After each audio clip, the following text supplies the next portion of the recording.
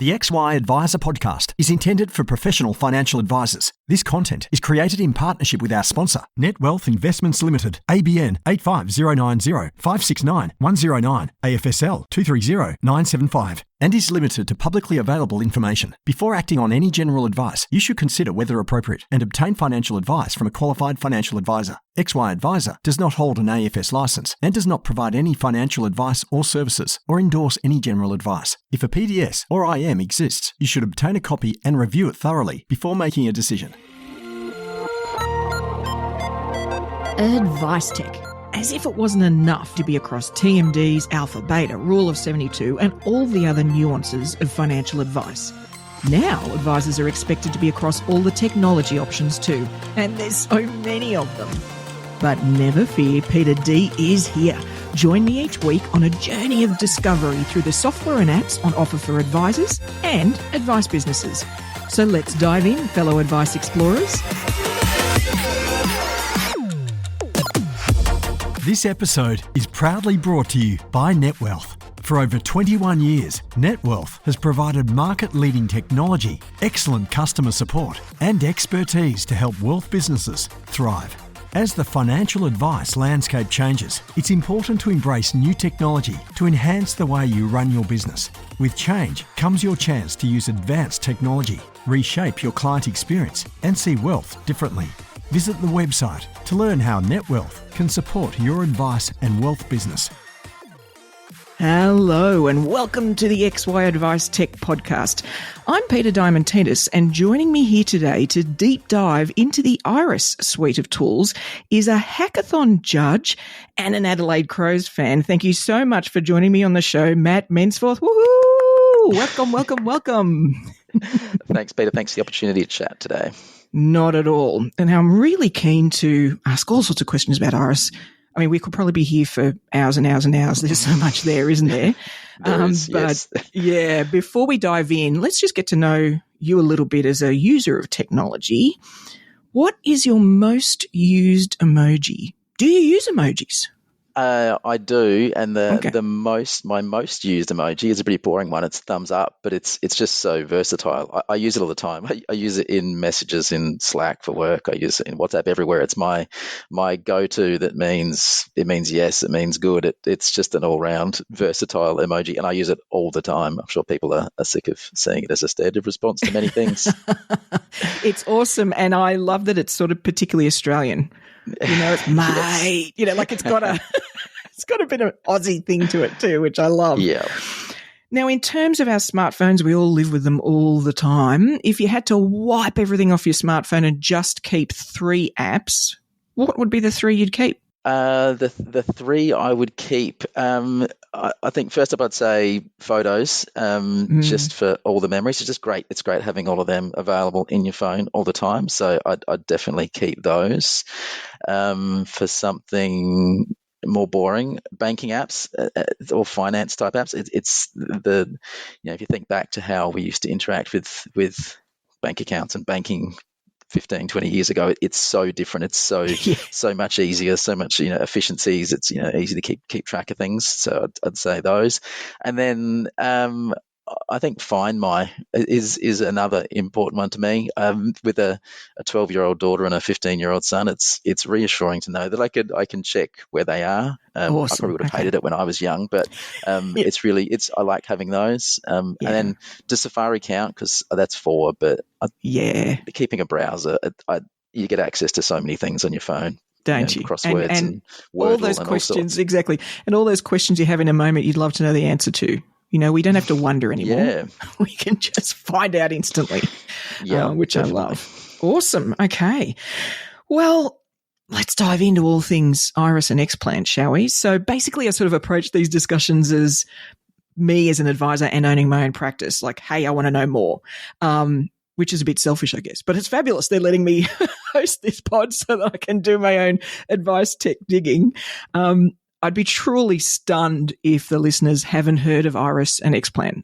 They'd have to be living under a rock, to be quite frank. Particularly, you're a dominant player here in Australia, and I know all over the world. You guys you play hard in the advice tech sort of space. But in the interest of completeness, on the off chance somebody doesn't know, what is the category that, Xplan in particular, I guess, but, Iress sort of plays in the AdviceTech world? Yeah. So, I mean, we build sort of quite a broad range of technology that connects and powers different parts of the financial services industry across advice, trading and market data, superannuation, and even mortgages in some markets. So if we look at Xplan first, it's one of our core offerings, and as you said, many listeners will be familiar with Xplan and what we do. We've got over 100,000 users globally.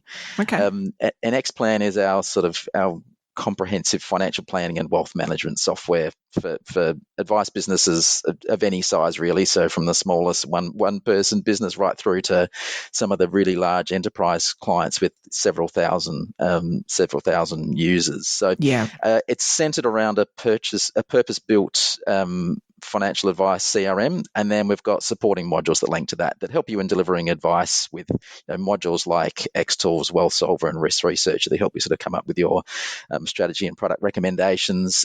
Investment management administration with our portfolio module that's sort of supported and powered by IressNet data fees that cover sort of broad part of the industry for platform and insurance data feeds. Revenue management with the Compay module. We've got client portals, there's integration capabilities and data insights modules. So a full range of modules and there that support most things you need to do in an advice business. And then if we look sort of really briefly at some of the near adjacent areas of what we do, and some of the things that people might not be as aware of, I think there's the managed funds administration business where we're the largest outsourced provider of unit registry services.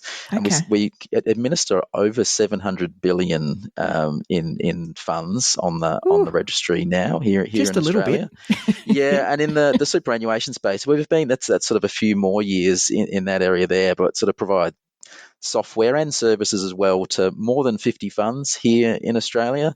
There's over $380 billion of funds under management on the system there, and over 4 million member accounts. So those areas, so the managed funds administration and the super space, where we're seeing sort of starting to see more overlap, and there's more interest for common solutions, I guess, between that and what we see in the Xplan world. Yeah, and I guess that was going to be one of my questions, actually focusing on the global users, but let's let's focus on that there.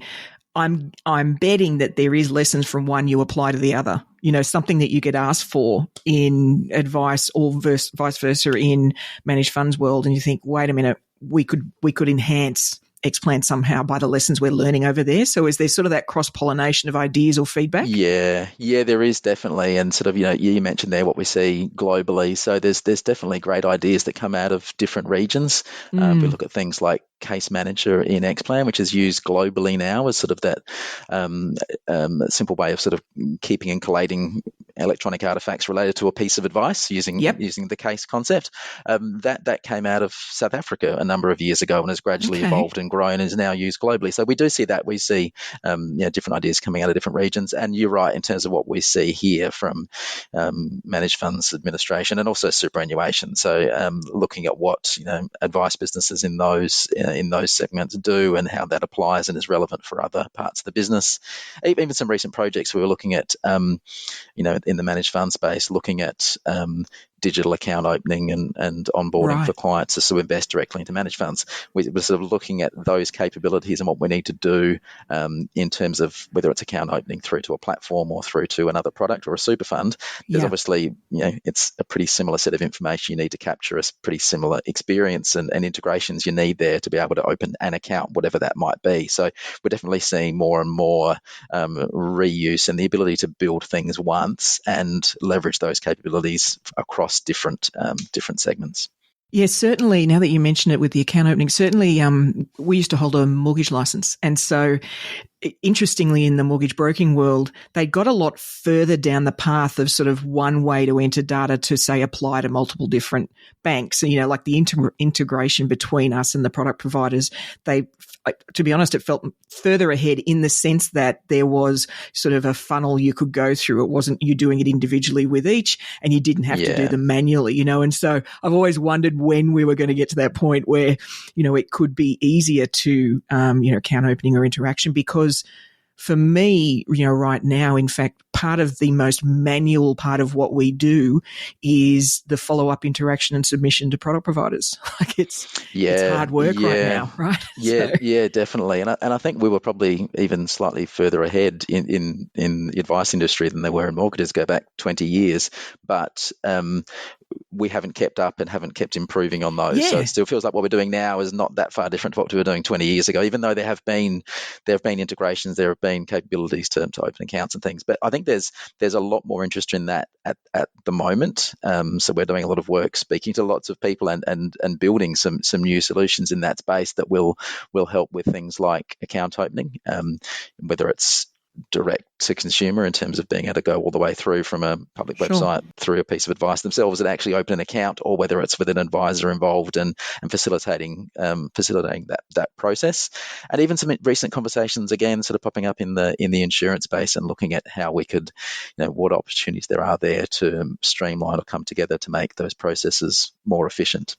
Yeah, absolutely. And I guess in terms of the volume of data that has to get handed over, the insurance, it's much higher and more similar to mortgages, I guess, where it's a lot that goes into the application. So, that would make a massive difference. Yeah, it is. And then lots of specific questions is what I think is the sort of where that has run into issues over the years, the need for those specific questions for underwriting. Absolutely. And I feel like as you've been running through all the elements, I feel like maybe I should have asked, what are the things you guys don't do? Like, is there a part of AdviceTech that you've intentionally steered clear of, or that you've not focused on?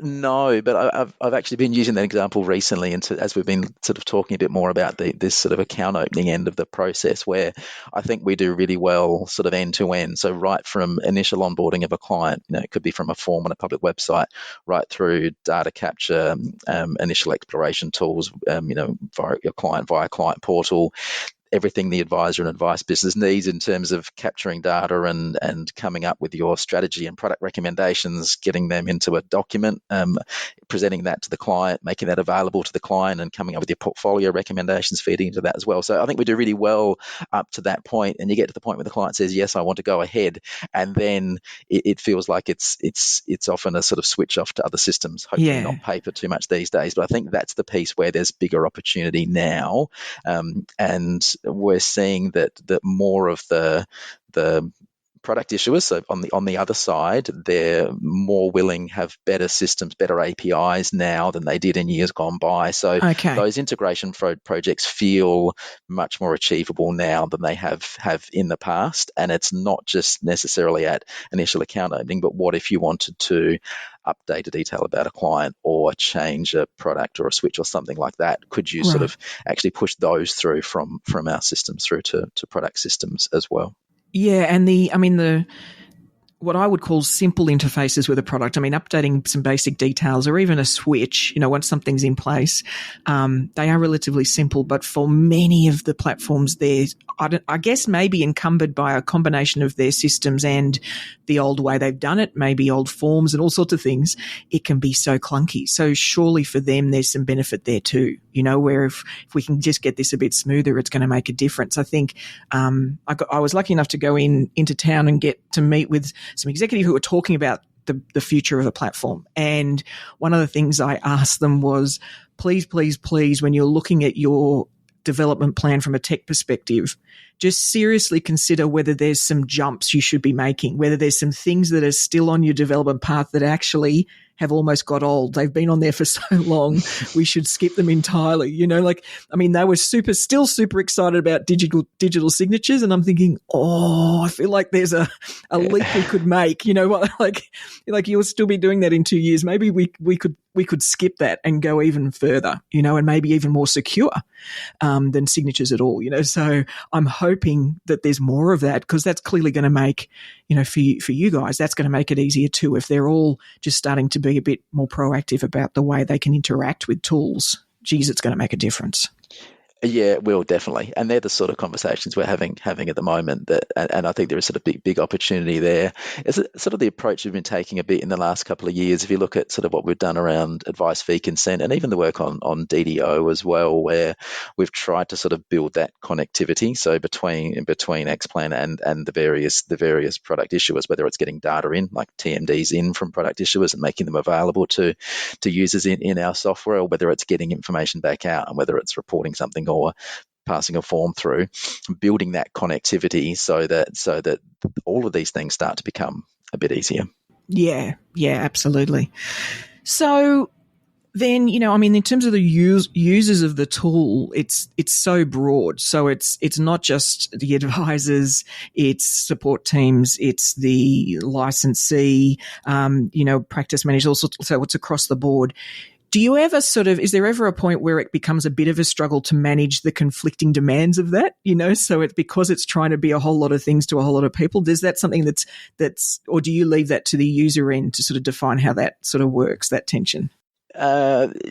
Yeah, and I guess users will always decide how they're going to use it, and everyone comes up with their own ways in some cases. But we do spend a lot of time thinking about different personas. So what are the different types of roles within the different types of businesses that use our software? Yeah. And they can be quite different. It could be a phone-based advice team just offering intra-fund advice, or it could be a business that's more focused on investment management and managing portfolios. So there are quite a range of different personas. We've got a bunch of them mapped out, so we know the various different types of users, and we think about who's relevant for work in a particular area, and think about the sort of things they try and do. So yeah, it is broad. There's a whole range of different types of users. As you said, there's the sort of the everyday users who are in there all the time, and then there's people that could be a licensee, like compliance functions that aren't in there all the time, but need to get in and access information at different times. So yeah, it is broad, but all of the teams and different teams think about the different types of users that are sort of most relevant to them. Yeah, fair enough, and tweak accordingly. Do you feel that, though, perhaps, and you guys would really see this across so many types of practices, that perhaps there's some under-training with different roles, like advisors? I'm betting, let's put advisors and / paraplanners in a category where they probably deep dive into something like Xplan because they're in it all the time, right? And so that always means that you learn quickly, even if you maybe build some bad habits with a tool, but still you do learn relatively quickly. But do you think there's potentially, for listeners, that maybe there's some more training they could do for other members of the team to really take advantage of all that they can get in something like Xplan? Yeah, definitely. I'd encourage people to sort of keep an eye out on the community for training that's available. And if you haven't done any training for a few years, whether it's webinar type training or looking for upcoming courses, get involved and have a look at what's there. The community is a good source of information as well. Lots of release information and videos and how-to guides. In many cases, some of those how-to guides are written based on their interactions with advisors and paraplanners who do use the software a lot, but coming up against particularly complex scenarios, multi-entity strategies they're trying to model in CALM or whatever it might be, where they're not sure how to do something, and the team will take it back, come up with a case study, and put it on the community so people can see and sort of start to open up the different different ways that the system can be used. And I think that's always the case with a complex tool. I'd put sort of advanced users of Excel in a similar category, where often, the inmates end up running the asylum because they're the ones that are trying to stretch the thing and use it for all sorts of different scenarios. You guys simply can't do that because you aren't interacting with the end user as much, and not the volume. So, it's with the clients as much anyway. So it's always going to be your users that are going to be the source of that, aren't they? Because it's where the really unusual combination of some strange strategy that then needs to get replicated. So I guess, for the listener, it's so important to give feedback, to ask that question to, the team, to the Iress team, so that, that community can build, and all of that knowledge can sort of get layered on top of each other. And we can all sort of get better at using something like Xplan, because this is not the sort of tool you need to do in isolation, I don't think. There's so much to it. I think the more you can reach out to fellow users, I think the better off you'll be in taking advantage of everything that's there. Yeah, yeah, definitely, and that's why we've got the community there, and sort of encourage everyone to get involved there, and people share ideas and answer each other's questions, and get involved and share and learn, and we learn a lot from them as well. Perfect. We'll make sure to include details about the community in the show notes, folks, so that you can reach out if you aren't already part of that. Is there, looking across the business you do deal with, and I recognizing that the tool is built to try and do as much as it can for lots of different types of practices, are there any that it works particularly well for, or conversely, it just doesn't work for? Is there a pattern that you find on either case? No, I don't think so. I've just said it's pretty flexible and scalable. So then we have businesses across the full range of sizes, literally from one to several thousand users, and Yep. it scales. They configure it differently. They'll use it differently, but the range of capabilities there can be adapted to suit different business different business sizes, different business types, different offering different advice channels, different scaled advice, phone based advice, complex advice, different channels, different types of advice and complexity.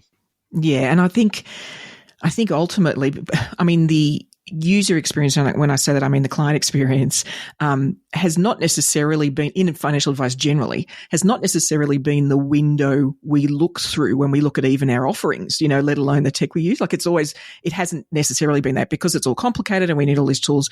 And so I think over time I can see, for example, the uncoupling from a licensee templating, pushing down to advisors to a more, well, what's the user, the client experience you want? What does that mean you need a tool like Xplan to do? So I think I can see that happening over time, where therefore, like you say, it'll be defined by what their offering is like, what the experience is like. Therefore, what does the tool need to do? What do the workflows need to do? That sort of thing.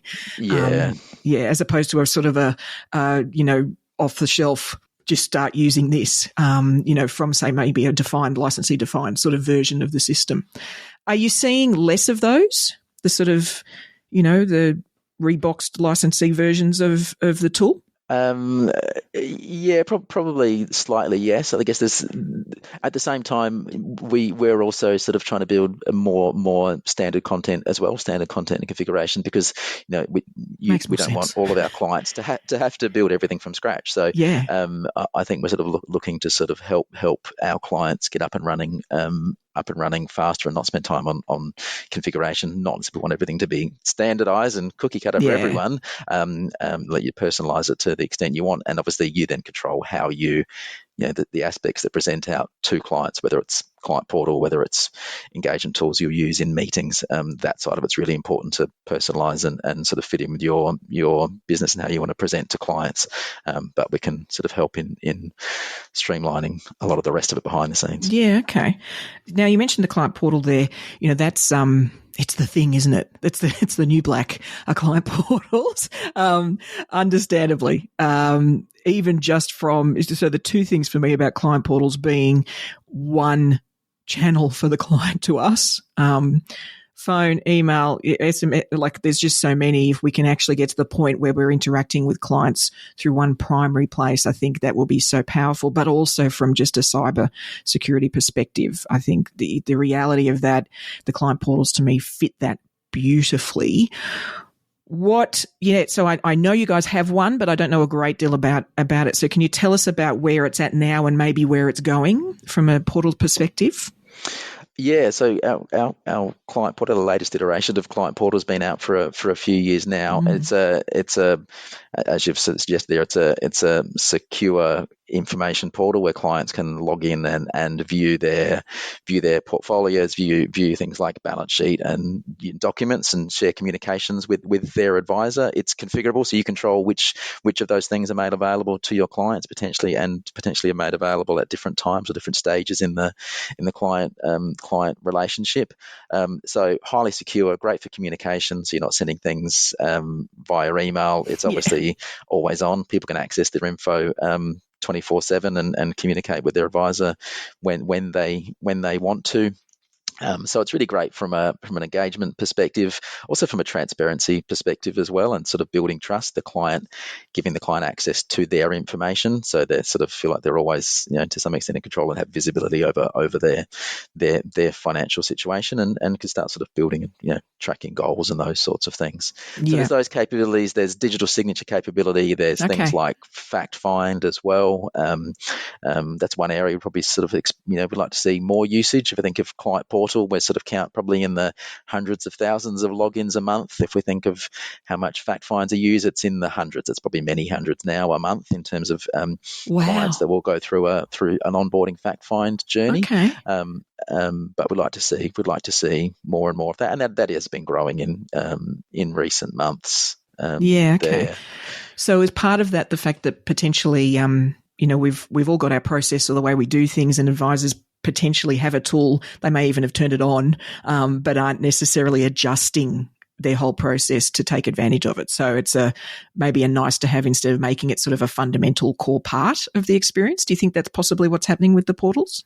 It probably is to some extent, and especially with something like if you're providing access to clients for information, that's relatively easy. Get them set up, they can log in, and they can log in sort of as and when they want. But where you want them to engage in a process a bit more, obviously that requires change in the process and workflows within your business to build it in and make it an important part of that process. So there's a bit more work to do in terms of building it into your process and sort of promoting and getting clients to actually use it. But I think that it's anything you can get the client to do in the advice process, I think, is really useful in terms of building engagement into advice. And whether you're getting them to do a fact find as short or long as you want to make that, whether you're getting them to explore goals or access some educational content, whatever they do, when you meet with the client, they've either made the process more efficient because they've provided some information you don't have to ask them when you're sitting down together, or they're more engaged in the process. They've come in, they've started thinking about the sort of things you've asked about, but also potentially started thinking about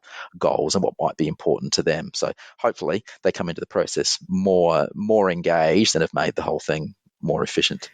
Yeah, and I think, we all think about, say, something like video being, it's great, and everybody says it's a way to connect with the consumer, and it's fabulous because, multiple people, you can send the same video to multiple people. But what I think gets missed is that the brain assimilates, say, a short little video from an advisor that might even be pre-positioning the fact find, like a little video, hey, this is what this is about, blah, blah, blah. It'd be great if you could fill this out before we meet.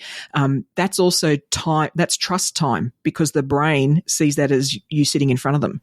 It can't tell the difference. So, you're really banking some time well before they even get to the live meeting. So I agree with you there. I think we're probably not taking advantage of enough of that, but I think there's some wariness about automation, isn't there? There's certainly some wariness about making it callous or cold, or, my clients want to be personalized. So I guess we've got to combat that a little bit.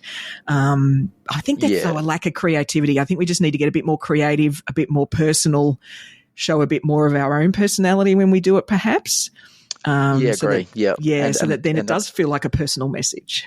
Yeah, and I don't think you don't want to give the client here's a fact find that's 20 pages long without any positioning or context about what you're doing and expect them to go through it. I think that was one of the recent additions. This came out of a design sprint we did a little while ago in terms of looking at how to improve a review version of a fact find. So what do you want clients to do coming into a meeting? And one of the things that came out of that we added was the ability to embed a video on the first page. So your client gets a notification, jumps into the portal and has a look and see, and the first thing they see is a video of you explaining why it's important they go through these next few steps. So it's a great example you've given there, and something that we found as being sort of important in positioning. And you can, because I know I've spoken to advisors like, but Peita, then the advisors are seeing the same video. They don't need to. Once a year, do a new one in a different location and change the template and just put the new video in it, and the client will see a new video. Like, you're not getting them to do the fact find 12 times a year. So, just schedule this stuff. I completely get keeping it fresh. I completely agree with that. But just schedule it and it'll all roll out and they'll go, wow, it's another video from you. So it's clearly that is one of the things that's sort of being underutilized or sort of not fully expanded on. So listeners, I'd really encourage you to sort of check that out. In terms of potentially new users, is there anything, a practice might be considering moving across? Is there anything you'd suggest they perhaps do before or that prepares them well? Like, is there anything you see that you go, oh, like it slows people down in transition or makes it particularly difficult? I think with any software, it's only going to be as useful as the data you put into it. So whatever you're implementing, I think that it's important to get your data sorted, get it in shape, get ready for sort of data to be migrated in. And there's tools that'll help with that. Data feeds will help in terms of populating a lot of data. Platform and insurance data feeds will help with that. And even beyond that, it can take time to get your data sorted, but right.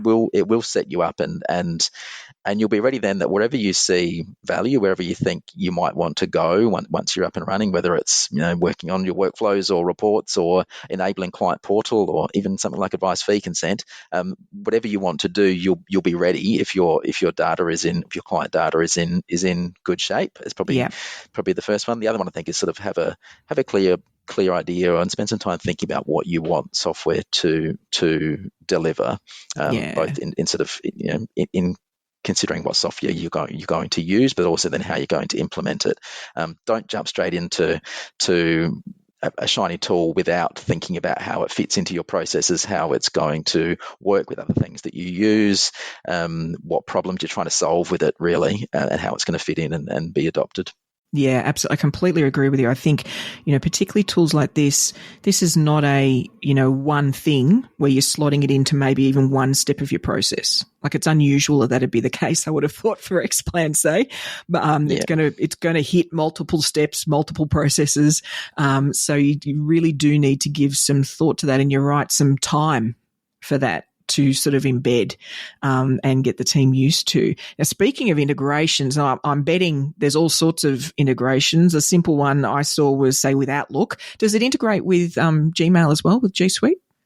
There is some integration. There's more work going on that one cool. At the moment. So it's actually being handled by one of our teams overseas. So I'd have to actually check on progress on that one. That's one of our benefits of a global company. We have different teams in different places with different specializations that are looking at different areas. Oh, perfect. But sort of looking more broadly at integrations, there are hundreds. There's information again on community as well. There about the various different integration types that are available. But there are, if you look at, we've got integrations with engagement tools, marketing tools, fact finds and portals, document management, scanning integrations, cash flow budgeting, PFM type tools. There's a whole range of different systems where we have integrations that can be enabled by our clients, and then there's sort of deeper integrations, things like we talked about IressNet for data feeds. There's trading integrations, address lookups, and those sort of things that are more baked into the software. Deep integrations as opposed to there are literally hundreds of these integrations, and then hundreds more that clients have built themselves for their own specific purposes. Yeah, okay. And so in terms of then, your current users, and there's quite a number of those, is there any features, maybe, the development team have worked super hard on some things that they think are awesome that you just find people are underutilized and there's a great opportunity? Are there any areas that you feel you'd sort of point people to go, hey, check that out because there's some really great value there?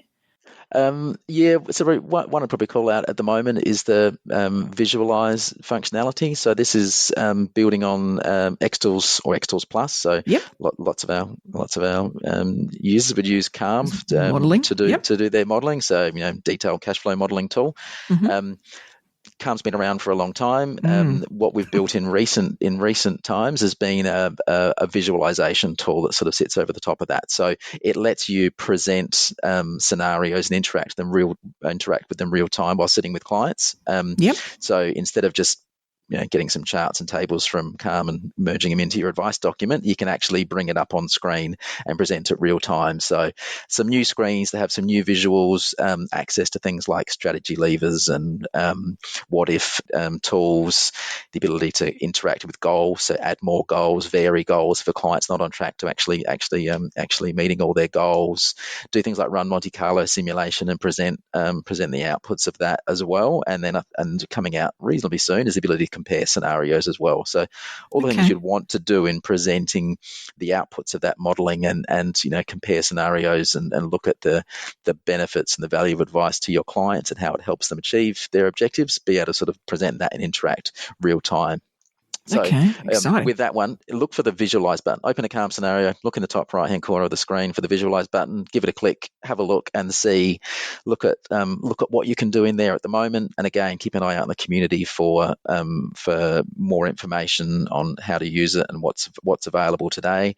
But I'd also say keep checking back in the coming months as well. So this is an example of probably one of our newer bits of tech that's built a different way and where it lets us move more quickly, I think, in terms of adding features. So keep an eye on it. It will grow largely nimble, based on feedback for what people are looking about and what they want to use in client meetings. And look, I'd say too, when you're doing these visualize sort of exercises, we need to start looking to the world outside of finance to see how they treat data and how they sort of present it to people because, look, all of us love XY graphs, but lots of consumers have no idea what that is or what it says. So I think over time, as we all, get a bit more creative and a bit more confident with these things, we can start to actually get really clever with the way we represent some things so that it's just like the impact of the message can be so significant and so quick for a client then, so give the feedback, send it back to the team, to the Iress team and say, hey, I saw this great thing. Could we do something like this in Visualize for that particular bit of data, so because they can't think of all those things, right? So keep your eyes peeled. And if you see something great, I mean, some, magazines like Time Magazine and these other places often have these data houses where they're trying to, use population data and show it to us all differently. Start watching that stuff, and let's see what we can come up with because that's where the magic is, I think. It is, and we've got there's an infographic page in there at the moment, which has got some limited infographics, images supplemented with the values from the projections. But we want to do more in that space again to help those clients who glaze over when they see a line chart. How can we present the information in different ways that's more engaging to them? Yeah, absolutely. Oh, that's exciting. Now you mentioned Case Manager. And that brings up an interesting point. There's a lot of historical, in terms of the way we either store or curate the information we have on clients or the process. A lot of people might have a folder, where cloud technology folder with the client's information in it, and they might have, SOAs go in here, fact finds go in here. Like that's not an unusual structure, right? And the challenge with that is it's very hard to find things. I'm betting what the Case Manager idea is that, this is an activity. It's a grouped activity that occurred in this time frame, say it's a review or whatever. Everything for that sits under that case. Is that correct? Am I interpreting that correctly? It is, yes, 100%. Okay. So you can link the workflows to it, so it sort of can drive the process of the things you need to do. But then all of the electronic artifacts that are generated as you move through that process. So it could be a diary appointment, a fact find, a file note, an Excel scenario, an email. All of those different electronic records can be linked to the case. They all obviously exist still out where they would normally would in terms of doc notes and scenario lists and things. So you can still find them where you normally would, but you can go into one spot and all of those linked records are available there. So you can get that sort of picture of everything that's happened about a particular case. That's right. Perfect. And I mean, that's a wonderful for handover. When you've got multiple people touching something, that sort of grouping is so powerful. I love that. I was unaware of that myself. Is there any other sort of ninja stuff that you'd get people to look out for or anything else that, they're not using well? No, I think probably the most important ones would be client portal and the visualize the visualize item. I'd say take a look at both of those as sort of the first priorities, and then keep an eye out community for the next most interesting things that are coming out. Perfect. And so then let's look forward. What's on the radar? What are you guys taking a look at as sort of the next iterations or the next things you might fold in to the tools? Yeah, I think so. There's a few big ones. there's a big focus at the moment sort of working through workflow and task management. So that one, we did a big research piece last year, lots of design work, and we're now building out the first stages of a rethink of how we deal with sort of task management. So that's a really important one. That, and then moving on, starting soon on document management as well. Both of those are some of the highest use areas of the system. They're used, literally millions of times a month. So lots of users spend lots of time in those screens, and there's big opportunities to improve user experience and efficiency as we work through those. So they're sort of a big focus.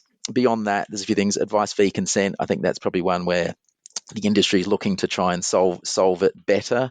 We're working with the industry, working with the FSC and lots of platforms in terms of what a more standardized solution could look like, both in terms of making it we can make it a more automated solution, but also simplify implementation as well by not having to deal with lots of different forms and all that complexity. Yes. And we'll see what comes out of the quality advice review process that might change that going forward. That will be interesting. Certainly. Yeah. Is there anything further out, anything that you're curious about of where it could take, AdviceTech or what, what advisors might be able to do, anything that's, VR or any of those sort of things that are further out that you're interested in that clearly aren't on the development path as much as you're just keeping an eye on?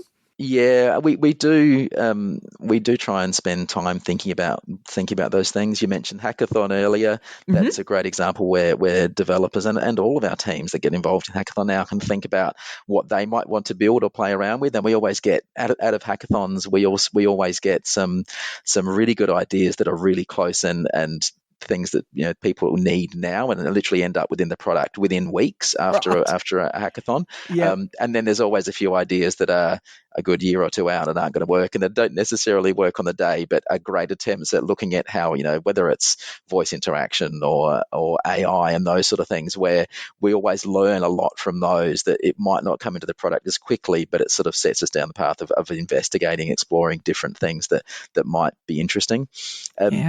And another one is probably the sort of what we're learning from our cloud migration over the last couple of years. So we've moved almost all of our services to the cloud now, and there's huge benefits that's delivered already in terms of scalability, security, and even things like automated upgrades. So if you look back, it wasn't that long ago that we had lots of different versions of our software in use by different clients and all these manual upgrade processes, whereas now almost all of our clients are on weekly auto upgrades. They're much faster upgrades, and it means that new features are available and in clients' hands, within a week or two of them being released. So when I said before about cash flow visualize and saying check on it regularly, we know now that if we add in compare scenarios in a few weeks' time, we know that there'll be the vast majority of users will be able to access that within a week, not what might have been several months in the past. So there's all the benefits there we've already seen, but there's also, it's opened up different opportunities. So there's different capabilities that are available in some of these cloud services that mean that we can do things that either we hadn't thought of in the past or we'd thought of but just weren't physically possible before. So things like Monte Carlo simulation in Calm, we could have done it before, but it would have been really slow and users would have been annoyed. So there's things like that we can open up that are now possible, and whether it's things like that in terms of processing power, whether it's looking into documents and being able to search within text within documents, and then ultimately being able to read from those documents and get structured data out of unstructured data, all those sort of things that are starting to become not quite plug and play, but they're capabilities that are much more available to us to start to incorporate over time. That's exciting. And I think it must also be exciting for your teams because, in the old environment, work, release, and even feedback would be like 6 months later, you'd be getting feedback rather than sort of any instant feedback. So it must be better for your development teams as well because, they can instantly get some feedback and start to tweak and adjust. So it must, we all like sort of instant, recognition or response. So it must sort of rev them up a bit more, I'd imagine, on the work they do. It does definitely, and you're 100% right about getting the feedback sooner. But just after they've finished working on something, not many months later, that is really important. And being able to see that looking at usage analytics and seeing that people are using things within days of them being released that's really exciting and really exciting for all of our teams. Perfect. Is there anything else that we've missed? Anything we haven't covered? I mean, we didn't particularly deep dive into the individual sort of tools, but I think that comes down to each of, the listener and what they access. It sounds like the Iress or the Xplan community would be a good idea to really sort of spend some time in and interact and absorb. But is there anything else that we should cover off on, do you think? No, I think, as you said, we could spend hours going through in the detail and talk in detail about individual modules probably, but there's probably too much to go into today. So keep an eye on community, ask questions there, and then look for more information. Perfect. Look, all right, Advice Explorers, if you'd like to find out more about Iress and Xplan, then, we'll have all sorts of links in the episode show notes, along with Matt's LinkedIn details. So feel free to, ping him for your ideas too. Maybe not. There's probably a formal way to give feedback. That's the appropriate way. But thank you so much for joining us, Matt. I'm really looking forward to witnessing where Iress goes. I think you've probably been lumbered with a bit of a slow elephant view from the market for a while, which is unfair. It was very big, but everything you're describing today is so exciting, and, the excitement for your team, but also for the users to be, there's shifting and changing and so much work going on. I'm really looking forward to seeing what you guys come up with. I think we're all going to have to run to keep up, it sounds like. Yeah, thank you very much for the opportunity to catch up, and it is definitely exciting times ahead, and lots of new stuff coming out in the coming months. Perfect. Thank you so much. So, are you a current user of Xplan and all the tools Iress has? Do you agree or disagree of our discussion of the suite of apps that Iress supplies? Look, please share your insights on the XY community platform, as I know there are people on there who would love to hear your take.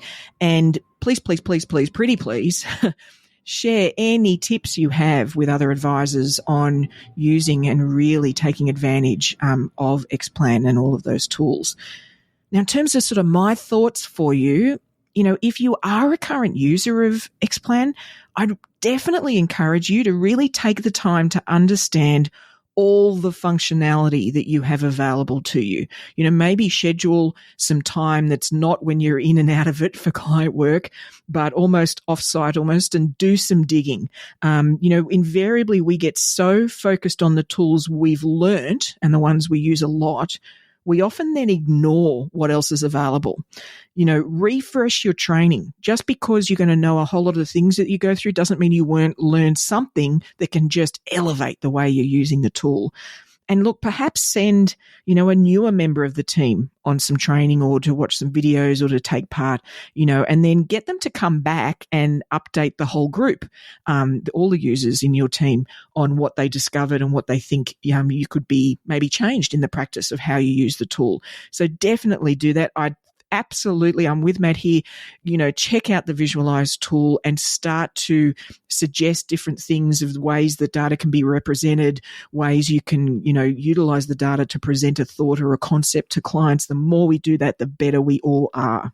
And secondly, if you are using a sort of really core and quite thorough, advice tool like Xplan, but you just find another tool that does something really narrow and specific really well, and it really suits either your offering or the way you do things. That happens, right? We come across something like, oh, that sounds really great.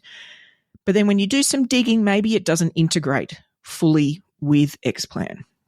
Now, what often happens is that we then start to either doubt the core tool we have, maybe an Xplan, or the one we're looking at. And I'd get you to take a breath in that instance, because when I see something like that, we've got a core tool and I see this other thing that does this, narrow thing really well, then I always consider whether we can actually take advantage of a different type of API or integration, something I call human API for these situations, which is just my name for humans taking data from one source and entering it into the other. Now, people think this is clunky, but, particularly if this can be done by a support team member or a VA, then this could mean that you can use the tool you've got, but then you have access to a great resource and you aren't pained by the double data entry. You can check it when you use the tool, but you aren't pained by it. And the thing is, often down the track, the tools will actually be integrated, right? If it's really popular, then businesses like Iress, they see that, and they're going to start to consider the integrations down the track. But the thing that I always look for is if using human API and the use case works, then of course, down the track when transfer of data is possible and the use case looks even better. So please just don't discount a tool that you come across that's this narrow, specific, wonderful thing. And also don't doubt the tool you're using just because you've discovered that other thing. Think about how you could use them alongside each other. Consider human API as an option and see how you go. We actually made this decision on one particular piece of software, and we found that this niche tool had such a positive impact on our effectiveness. It more than makes up for the little bit of data re-entry required. In fact, I'd say by a multiple of 10, it makes up for it. So it was well worth us making things, a little bit hard with the data entry, but the impact aside from that is massive. Now, if you've been following along for the ride on our AdviceTech pod, you know that one of my missions is to help you build your curiosity muscle, which is a core requirement for advice explorers and bionic advisors alike. Today's Curiosity Corner app that caught my eye is called Notion. You can find it at notion.com. This is a tool that sort of connects your teams, projects, and project documents. And it sort of has the feel of, I guess, a wiki. It has the organizational capability of a database and sort of the note-taking and data archiving ability of a networked notepad. In the digging I've done, it's one of those tools that once you understand it, it's really powerful. It's super easy to set up, but people do sometimes have a bit of a challenge getting their sort of heads and arms around the thing. It can be a bit hard to grasp initially. This is one of those tools that regular users love, but it can take some time to get your head around. So this is the sort of thing you might have your how-tos, you might have all your internal processes, you might have your meeting notes, team meeting notes in. So this is less client-facing, more internal projects, that sort of thing. So it's something to consider. There's a lot of alternatives we'll flag on the pod down the track, but I did want to just mention it. Also, I did want to flag something as a bit of a learning exercise because this will give us a good learning exercise for new apps that we consider. The company clearly owns Notion.com, so that's the website they tell you to go to. But what's interesting is when you enter that into your browser, you're redirected to Notion.so. Now, what's interesting about that is .so is actually a Somalian extension. Now, granted, them using .so is merely sort of a vanity top-level domain, right? It's a top-level thing. Even so, the fact that it's an unexpected web address of where you end up for a region that Somalia, that our government currently has a no travel warning on it due to armed conflict and high threat of terrorist attack and kidnapping, probably means you should run the app past your resident cyber expert to be on the safe side. So I did some digging, right? Now, the fact is Notion is located in San Francisco and it looks like all of its data is on Amazon Web Services. So that's an initial, okay, it sounds better. And it turns out when they launched the app, someone else already owned the website or the web domain Notion.com. But, the optics of that .so association could still be problematic. So it's this is the sort of thing you'd check with your licensee. And I believe it's another example of where we simply need to ask more questions of the technology we use in all facets of our daily lives.